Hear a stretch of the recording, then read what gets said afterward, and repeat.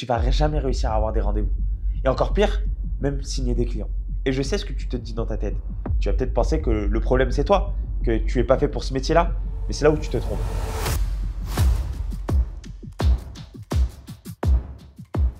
Aujourd'hui, je vais vous donner 5 stratégies qui vont vous permettre de signer à la fin de chaque vente. Là, tu te fais dominer. Nous, aujourd'hui, on est des dominants. On ne se fait pas dominer. Il faut que tu sois un alpha. Bon, soyez honnête. Si vous cliquez sur cette vidéo, c'est parce que vous n'avez pas assez de clients. Je suis passé par là. Tu vas prospecter de 9 h à 18 h, prospecter et tu ne vas jamais réussir à avoir des rendez-vous. Et encore pire, même signer des clients. Et je sais ce que tu te dis dans ta tête. Tu vas peut-être penser que le problème c'est toi, que tu n'es pas fait pour ce métier-là, mais c'est là où tu te trompes. Tu sais, le problème c'est pas ton produit. Aujourd'hui, je vais vous donner 5 stratégies qui vont vous permettre de signer à la fin de chaque vente. Et je vous garantis que ça va être complètement game changer. Tu sauras exactement quoi faire pour inverser la tendance. Déjà, ton premier problème, c'est que tu vends un produit. Aujourd'hui, personne ne signe pour le produit. Ils signent pour toi. Parce qu'aujourd'hui, ils s'en foutent de la technicité du produit. Ils ne sont même pas dans le milieu assurantiel. Tu as beau leur parler de frais garantis, de garantie d'exonération, de frais de versement, ils s'en foutent royalement. Tout ce qu'ils veulent, c'est que tu résous leurs problèmes. Et pour résoudre leurs problèmes, tu vas écouter le client, être dans l'émotionnel. Parce qu'en comprenant le client, tu vas tout simplement t'adapter à ses besoins. Et en t'adaptant à ses besoins, tu vas trouver la solution. Tu vois, il peut aller auprès de n'importe quelle compagnie en réalité.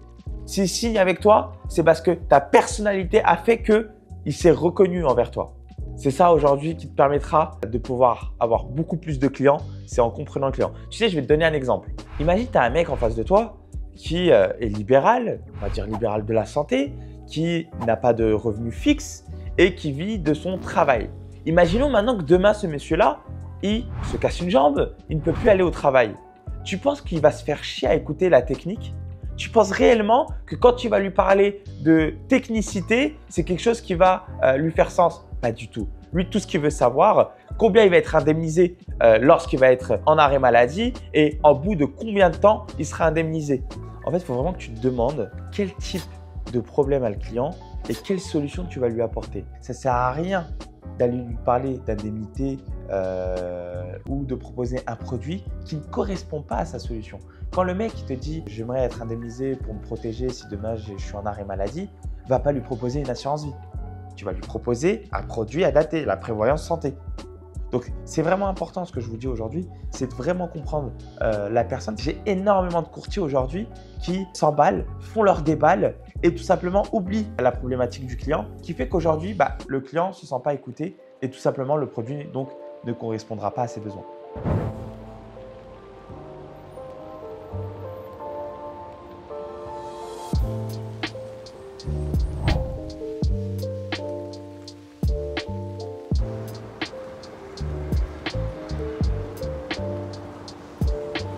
Deuxième thématique, le vrai problème aujourd'hui que je vois avec tous mes courtiers, c'est qu'ils n'écoutent pas le client. Comment tu veux faire un vrai bilan de conseil si demain, aujourd'hui, ton client, tu ne l'écoutes pas? Tu n'écoutes pas ses douleurs, tu n'écoutes pas ses émotions, tu n'écoutes pas en fait sa problématique. Comment aujourd'hui tu veux réussir à vendre?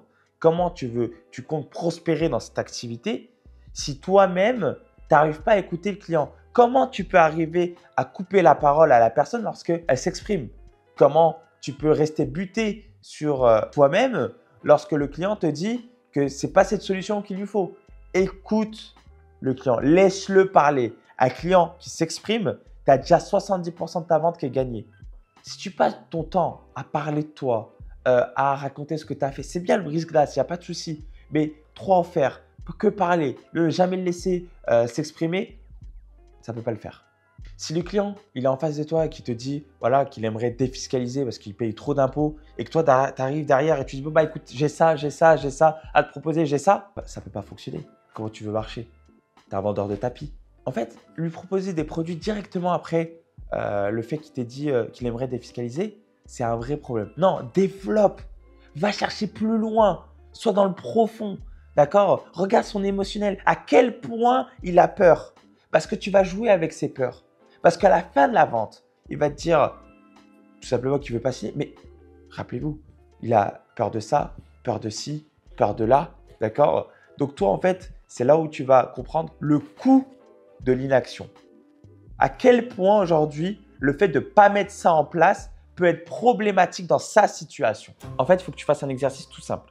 Il faut que quand le mec te pose sa problématique, il faut que tu lui poses 5 questions. Vraiment dans l'émotionnel, vraiment où tu vas approfondir. Par exemple, s'il veut une indemnité, une prévoyance santé pour avoir des indemnités si demain il est en arrêt maladie, va chercher pourquoi il cherche ça. Pourquoi aujourd'hui il s'est réveillé et il s'est dit il faut que j'aille mettre en place une prévoyance santé. Va chercher vraiment le fin fond de sa pensée. Mettez-vous vraiment à la place du client. Quand vous êtes en date avec une femme, d'accord ? Vous la laissez parler, vous essayez de comprendre sa situation, vous voulez apprendre à la connaître. Et bien dites-vous que chaque rendez-vous, c'est un date. Vous voulez apprendre à connaître la personne pour que justement, vous puissiez être performant et que vous puissiez conclure.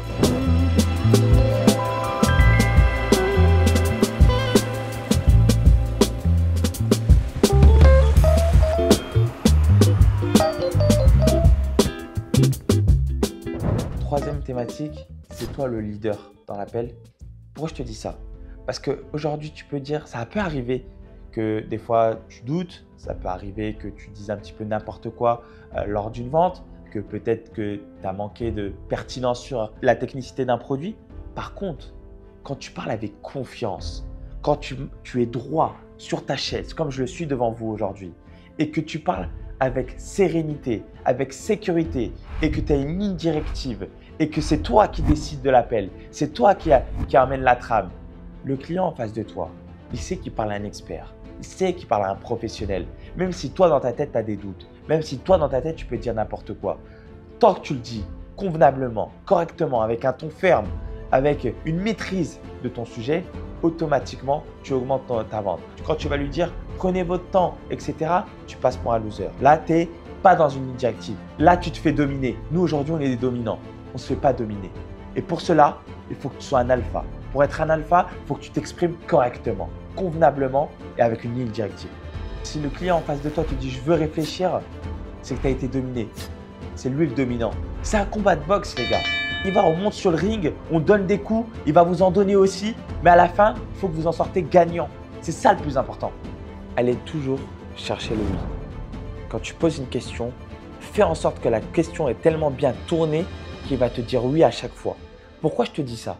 Parce que quand tu vas avoir un premier oui, tu vas avoir un deuxième oui, tu vas avoir un troisième oui, à la fin de l'appel, automatiquement, psychologiquement, il va vouloir signer ton contrat d'assurance. Bah oui, parce que tu as tellement bien tourné les questions qu'à la fin, il va se sentir bête en fait s'il ne met pas en place le contrat d'assurance.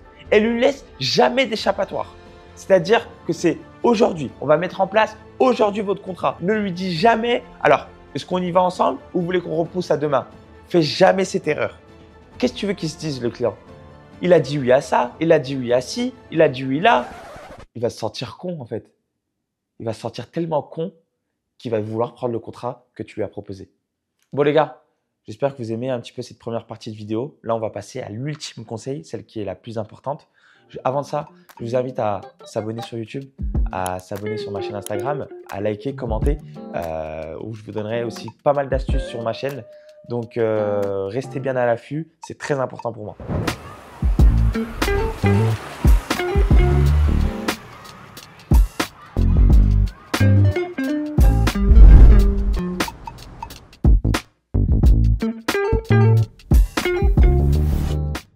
Cinquième thématique, c'est savoir gérer les objections. Durant un appel, tu vas en avoir des objections.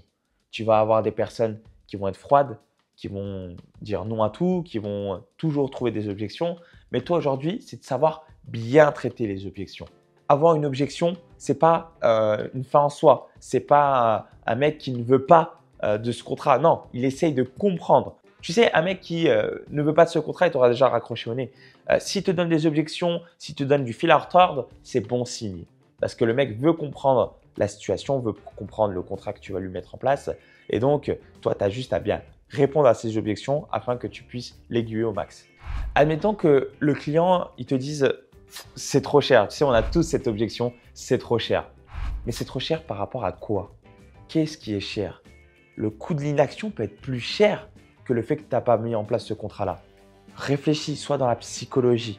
Fais-lui comprendre qu'aujourd'hui, ne pas mettre en place ce contrat qui va lui permettre de le protéger, par exemple, lui coûtera plus cher s'ils ne le mettaient pas en place. Je vais te donner un exemple tout simple. Tu proposes une prévoyance santé et que cette prévoyance santé coûte 200 € par mois. D'accord? Ça lui ferait 2400 € annuels. Aujourd'hui, ce monsieur-là, il gagne 6 000 € par mois. Imaginons dans 2 ans, dans 5 ans ou dans même 10 ans, il lui arrive quelque chose de grave. Il ne peut plus travailler, il ne peut plus aller au travail. Comment va-t-il nourrir sa famille? Comment va-t-il payer son loyer? Comment va-t-il payer les études de ses enfants? Il ne peut pas. Certes, il paye 200 € par mois, mais qu'est-ce que 200 € par mois lorsqu'il peut à la fin pouvoir avoir 6 000 € par mois tout au long de sa vie parce qu'il a protégé son avenir? Elle est là la vraie différence. Voilà les points clés qui vont drastiquement augmenter ton taux de vente. D'accord? Suis vraiment ces conseils, applique-les à la lettre et je te garantis que ça va tout changer dans ta vente. Maintenant, la balle est dans ton camp. Mets ce que je viens de te dire en pratique. Fais en sorte de l'apprendre, apprends. Mets-toi devant un miroir et apprends, apprends, apprends. De toute façon, c'est que de l'apprentissage et de la répétition. Une fois que tu apprends et que tu répètes ce que je viens de te dire, forcément, tu auras des résultats. C'était Elias Zuri, j'espère que tu as kiffé. Partage cette vidéo à un pote qui galère aussi dans le courtage en assurance. Et puis, si tu as aimé la vidéo, abonne-toi. Ciao, ciao.